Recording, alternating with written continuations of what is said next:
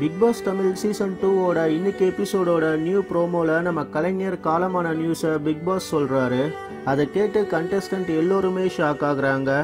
அதுக்கடுத்து 2 நிமிஷம் மௌன அஞ்சலி செலுத்துறாங்க. இதோட இந்த ப்ரோமோவை கட் பண்ணியிருக்காங்க. நம்ம கலைஞரை இப்போ ராஜாஜி ஹாலில் வச்சிருக்காங்க.